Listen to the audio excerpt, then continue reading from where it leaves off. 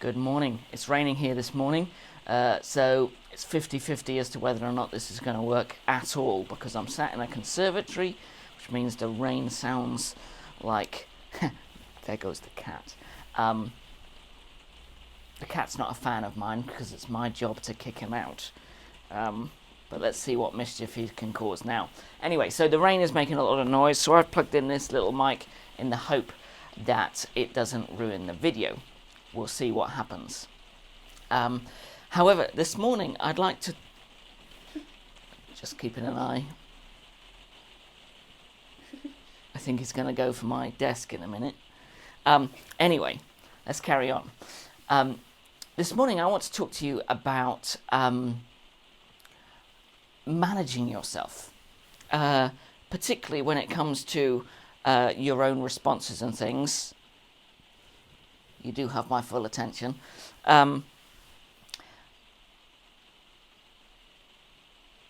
So there's a... Let me start with telling you a little story.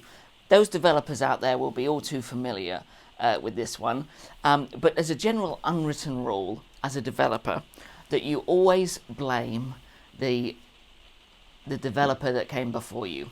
So generally there's always a legacy issue when it comes to any form of software or platform. The reason being that technology moves forwards and each developer themselves continues to learn throughout their career, which means you end up with scenarios where there's a piece of code that was written some unknown time before you arrived to work on the project that you don't think is quite up to scratch. So the default is you blame them and you're the hero, the saviour that comes along to make it better. The trouble is, here's the scenario, sometimes you're that legacy developer with the legacy issue. When you return to a project a couple of years later, you come to find that there is code in there or things that no longer align with the way you work, or the latest technology or practice in this area. And this really highlights for us that the very fact that you yourself could be the source of your own frustration, it goes to highlight that sometimes the way we respond to these scenarios that aren't quite how we feel they should be today can go a long way to determining the kind of person we are, the kind of team member we are, and really how much people like to interact with us.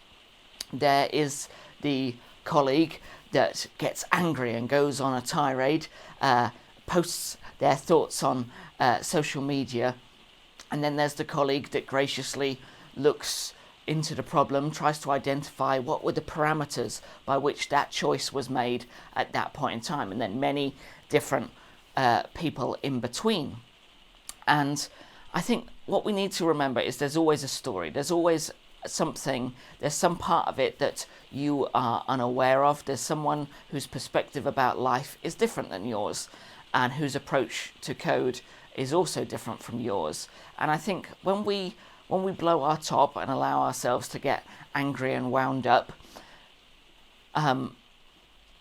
we need to think through some of the different scenarios, some of the lessons we've learned about ourselves and how things learn, some of the constraints we've had to learn to operate within. Like right now, I work in a conservatory.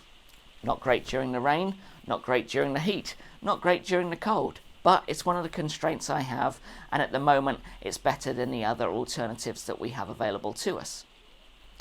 And so when we become aware of this, change this into different situations and scenarios, situations where perhaps team members are winding us up and we're ready to boil over. Perhaps translate this into situations where politicians have wound us up, or other public figures where we have no personal relationship, and it can be very, very easy and quick for us to criticize and tear them down.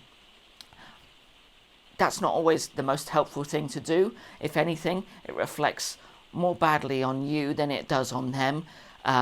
You're not going to influence positive change necessarily through criticism. And if anything, you become the hot potato on the team.